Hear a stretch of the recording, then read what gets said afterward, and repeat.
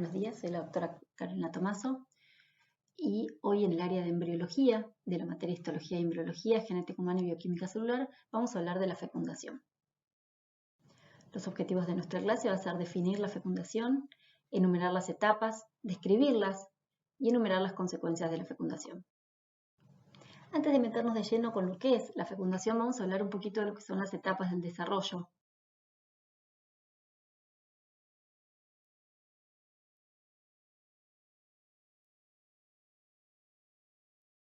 Y para ello vamos a hablar de una fecundación, una segmentación, una gastrulación y una etapa de organogénesis.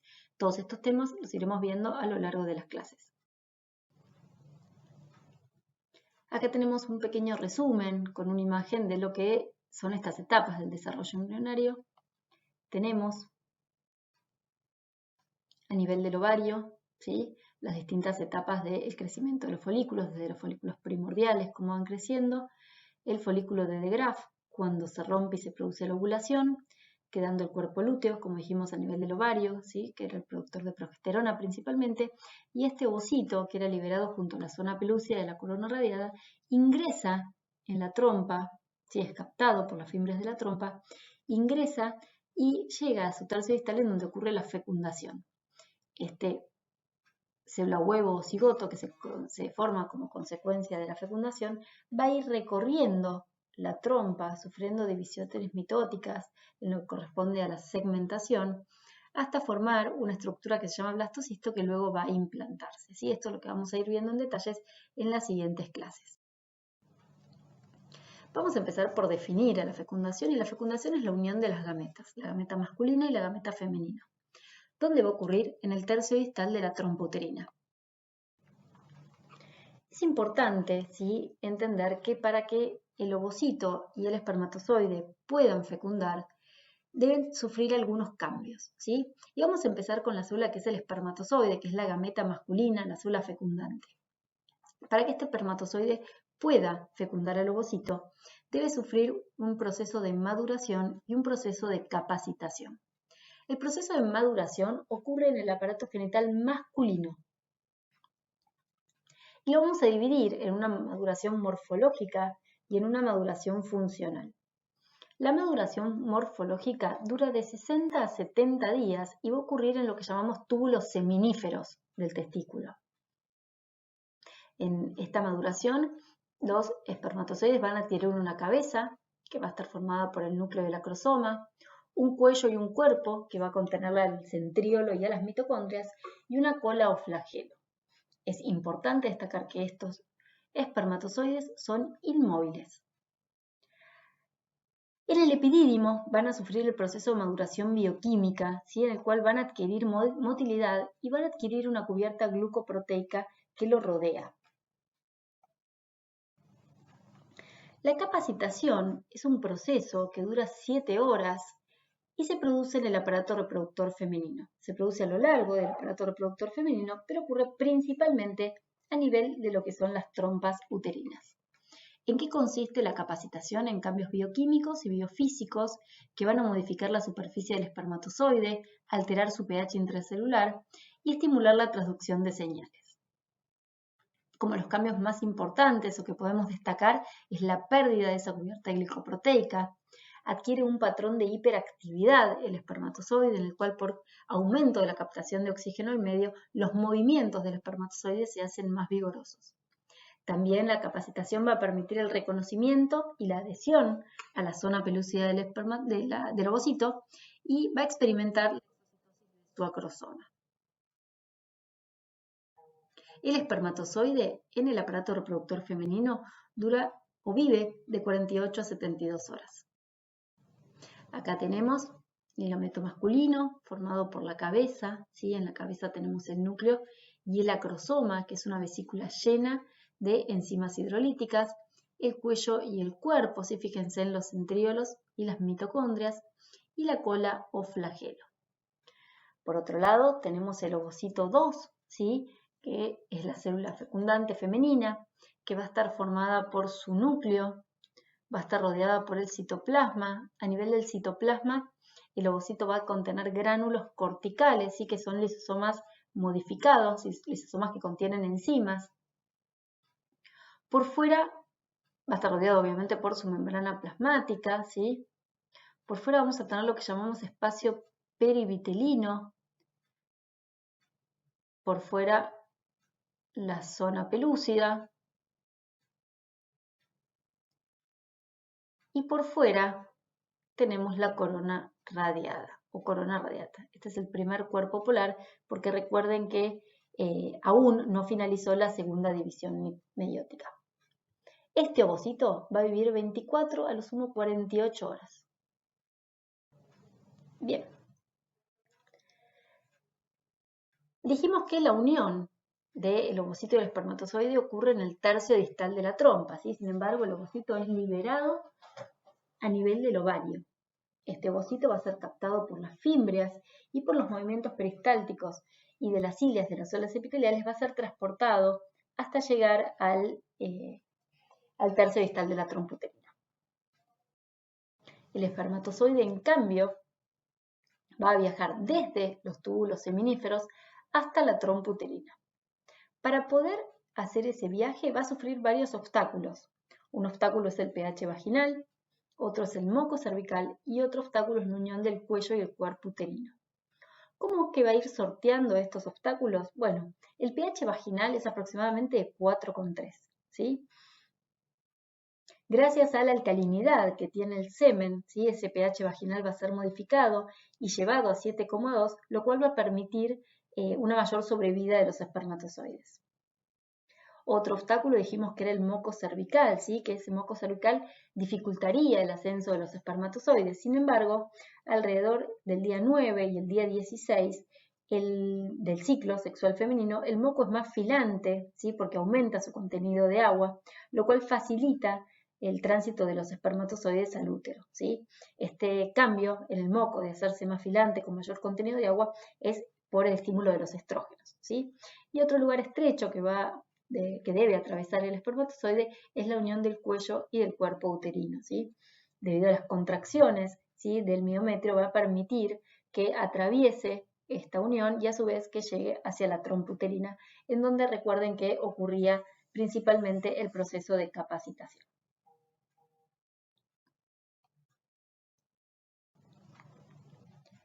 Bien, vamos a hablar de las fases de la fecundación, ¿sí? Y acá es importante que destaquemos que las fases de la fecundación van a diferir de acuerdo al libro que leamos, ¿sí?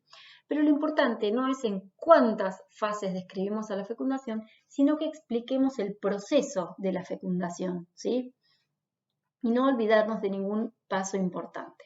Nosotros elegimos esta clasificación que ustedes ven acá, ¿sí? Con estas etapas, en la cual vamos a hablar de lo que es la penetración de la corona radiada, el reconocimiento de especie y adhesión, la reacción acrosómica, la denudación, la penetración de la membrana pelúcida, la fusión, el bloqueo de la polispermia, la finalización de la meiosis 2 por parte del ovocito, la formación de los pronúcleos, tanto masculinos y femeninos, la singamia y la anfimixis. Claro está que vamos a verlo de manera detallada, ¿sí? Cada uno de estos pasos. Bien, acá tenemos, ¿sí? Un ovocito formado por, ¿sí? El ovocito específicamente, ¿sí? Rodeado por el espacio perivitelino, la zona pelúcida y la corona radiada. Fíjense que el espermatozoide tiene que primero atravesar la corona radiada, la zona pelúcida, ingresar al espacio perivitelino y luego, por último, ingresar en el interior del ovocito. Bien, cerca de 200 a 300 millones de espermatozoides son depositados durante el coito en la vagina de la mujer. De esos espermatozoides llegan de 300 a 500 a la trompa uterina. Y lo primero que tienen que hacer al entrar en contacto con el ovocito es penetrar la corona radiada. ¿Cómo van a lograr esto? El espermatozoide en su superficie tiene una enzima que se llama hialuronidasa. Y las células de la corona radiada son ricas en ácido hialurónico. Por lo tanto, al entrar en contacto con la enzima, estas células se van a destruir y van a permitir que el espermatozoide atraviese la corona y llegue a lo que llamamos zona pelúcida, que es esta que están viendo acá. Cuando ingresan a la zona pelúcida, en el ovocito vamos a encontrar unas proteínas que se llaman proteínas especie específicas, que son la ZP1, la ZP2 y la ZP3. Estas proteínas especie específicas se van a unir con proteínas del espermatozoide, ¿sí? La ZP56, la ZRK y la galactosiltransferasa se van a unir a las proteínas de la zona pelúcida y se van a reconocer, van a permitir el reconocimiento de la especie. La unión de la ZP3 a estas ligandos que tiene el espermatozoide van a desencadenar lo que llamamos reacción acrosómica, ¿sí? ¿En qué consiste la reacción acrosómica? En la liberación de las enzimas presentes a nivel del acrosoma. Estas enzimas son la hialuronidasa, la acrosina, la neuraminidasa, ¿sí? Que lo que van a hacer es la denudación. ¿Qué es la denudación? Es la destrucción de la corona radiada, es decir, que se pierde completamente la corona radiada. A su vez, al quedar expuesta la membrana interna del acrosoma, se va a unir a la ZP2 y esto va a permitir que el espermatozoide atraviese la zona pelúcida y entre en el espacio perivitelino.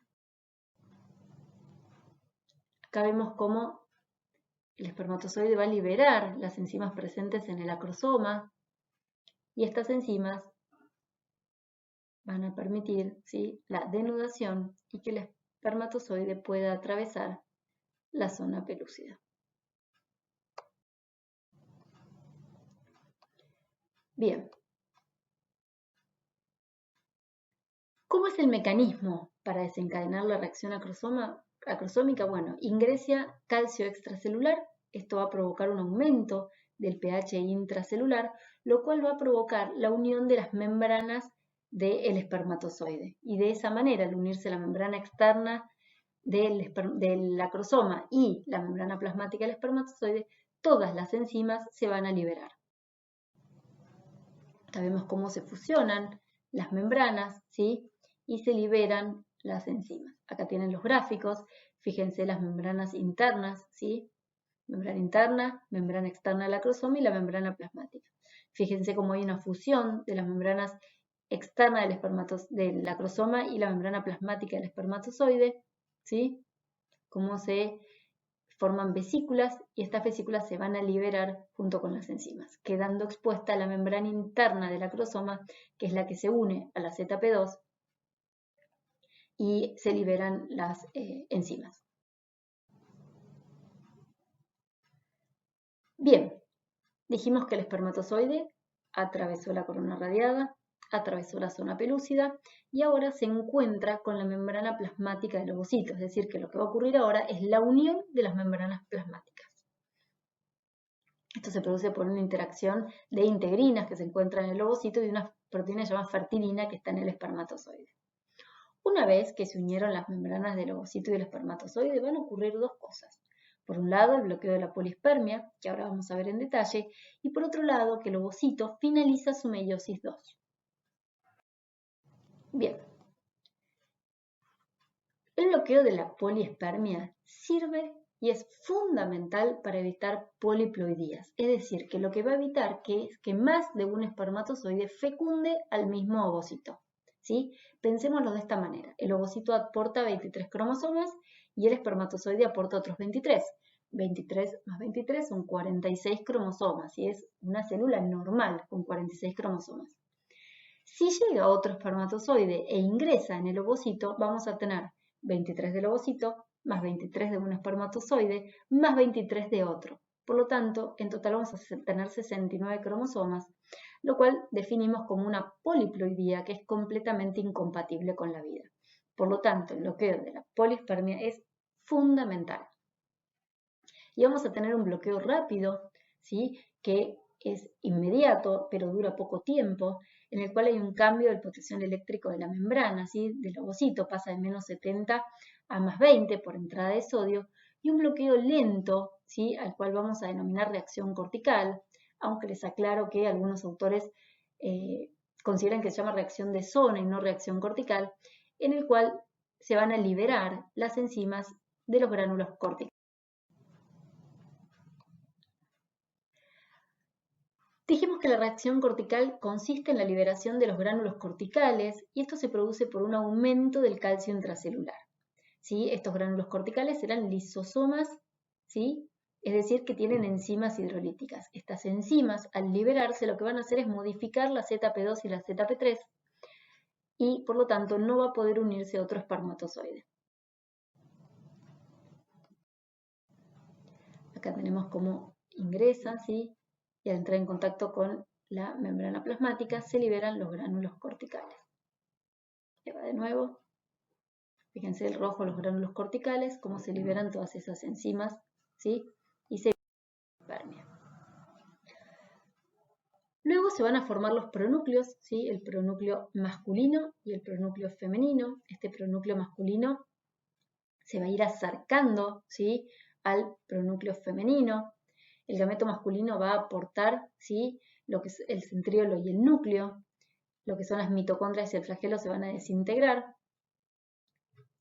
Y se va a ir, como dijimos, este pronúcleo se va a ir aproximando al pronúcleo femenino, ¿sí? Los centríolos, el rol importante que van a desarrollar es que permiten esa aproximación de los pronúcleos. El pronúcleo femenino se va a formar cuando el ovocito finaliza, ¿sí? La segunda división meiótica. Y vamos a entrar en la última etapa que se llama singamia y anfimixis. ¿Qué es la singamia? Es la pérdida de las membranas nucleares. Es decir, que el pronúcleo femenino y el pronúcleo masculino van a perder las membranas nucleares, se van a acercar y van a unir su material genético. Y entramos en lo que se llama anfimixis, en el cual los cromosomas se van a disponer en el plano ecuatorial para comenzar las primeras divisiones mitóticas de esta nueva célula que se formó, que se llama cigoto. La anfimixis se considera el último paso de la fecundación y el primer paso de la segmentación, que lo abordaremos en la próxima clase. Acá fíjense la singamia, en donde vemos la desintegración de las envolturas nucleares, y acá la anfimixis, como los cromosomas, ¿sí? Se ubican en el plano ecuatorial para iniciar las primeras divisiones mitóticas. Acá un pequeño resumen de los pasos, ¿sí? Que va atravesando el espermatozoide para llegar al interior del... ¿sí? Una vez que ingresó, se forman los dos pronúcleos. Estos pronúcleos se aproximan, ¿sí? Fíjense cómo los cromosomas se dispusieron en el plano ecuatorial. Se empiezan a separar no solo los cromosomas, ¿sí? Se disponen hacia los lados opuestos, sino como la célula comienza a dividir su citoplasma, formando ahora ya dos células, ¿sí? Porque recomenzó en este nivel las primeras divisiones mitóticas. Acá tenemos otra imagen de lo mismo, ¿sí? Fíjense cómo tengo los pronúcleos que se van aproximando, cómo pierden las membranas nucleares y se fusionan. Esta célula, ¿sí? Que se formó por la unión del ovocito y del espermatozoide se llama célula huevo o cigoto. Y esta célula huevo o cigoto es la que va a iniciar, ¿sí? la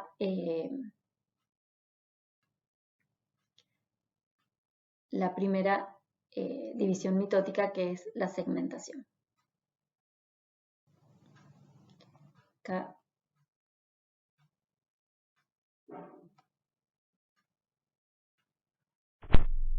vamos a ver un video que resume un poco lo que vinimos hablando hasta ahora. Transporte de las membranas, de los gametos, ¿sí? Acá tenemos el aparato reproductor femenino, formando por el útero, las trompas y los ovarios, cuello uterino y la vagina, ¿sí?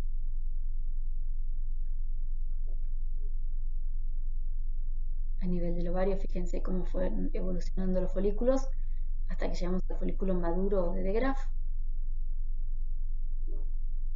Este folículo maduro de Graf, dijimos que por el pico de FSH y de LH principalmente se va a romper y se va a liberar el ovocito, rodeado por la zona pelúcida y la corona radiada, el cual va a ser captado, ¿sí?, por las trompas. A nivel del ovario queda claramente el cuerpo lúteo. Este ovocito es trasladado hacia el tercio distal o unión istmoampular. Fíjense que tenemos la corona, la zona pelúcida, el núcleo, y está ahí ubicado el primer cuerpo polar, ¿se acuerdan? Dijimos que de 200 a 300 millones de espermatozoides son depositados en la vagina en el acto sexual. Deben ascender y vencer los distintos obstáculos, ¿sí? Más o menos entre 300 y 500 espermatozoides llegan a la trompa uterina a encontrarse con el ovocito. Primero atraviesan la corona radiada, al contacto con la zona pelúcida, ¿sí?, se produce la reacción acrosómica, ahí se liberan las enzimas, pueden verlo. Estas enzimas permiten la denudación, que era la pérdida de la corona, y cómo el espermatozoide logra atravesar la zona pelúcida, entrar al espacio perivitelino e unirse con la membrana plasmática. Al unirse a la membrana plasmática ocurre el bloqueo de la poliespermia. Recuerden que la cola se desintegra, lo mismo que las mitocondrias. Ingresa y tenemos el pronúcleo masculino. Para evitar que más de un espermatozoide fecunde el mismo ovocito, se ocurre la reacción, el bloqueo de la poliespermia, ¿sí?, con el bloqueo rápido y el bloqueo lento. Y el ovocito finaliza su segunda división meiótica, formando el pronúcleo femenino y el segundo cuerpo polar.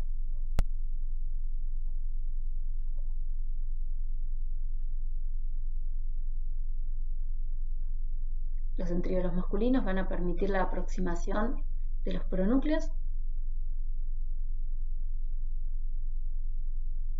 Estos pronúcleos se van a unir y se van a ubicar, ¿sí?, a nivel del uso mitótico para iniciar la primera división mitótica. Bien, como consecuencias de la fecundación podemos nombrar a la formación de una nueva célula que se llama huevo o cigoto, ¿sí? Esta célula huevo o cigoto contiene un número diploide de cromosomas, es decir, que tiene 46 cromosomas. Comienza a dividirse, ¿sí?, formando nuevas células que se llaman blastómeras, ¿sí?, que son las que van a continuar el siguiente proceso, que es la segmentación, que lo vamos a estudiar en la próxima clase. También podemos nombrar como consecuencias de la fecundación la continuidad de la especie, ¿sí?, el establecimiento del sexo cromosómico del embrión que queda determinado a nivel de la fecundación. Son otras consecuencias de la fecundación. Bien, repasando un poquito, lo primero que hacía el espermatozoide era la penetración de la corona radiada a través de su enzima que se llama hialuronidasa, que está en su membrana plasmática. Al llegar a la zona pelúcida se reconocen como de la misma especie y se unen. La unión a la ZP3 desencadena la reacción acrosómica, en el cual se liberaban las enzimas presentes en el acrosoma, que traía dos consecuencias. Una es la denudación, que era el desprendimiento de la corona radiada, y por otro lado la penetración de la zona pelúcida por la unión de la ZP2 y la membrana interna del acrosoma. Atraviesan la zona pelúcida, ingresan al espacio perivitelino y se produce la fusión de las membranas plasmáticas, ¿sí?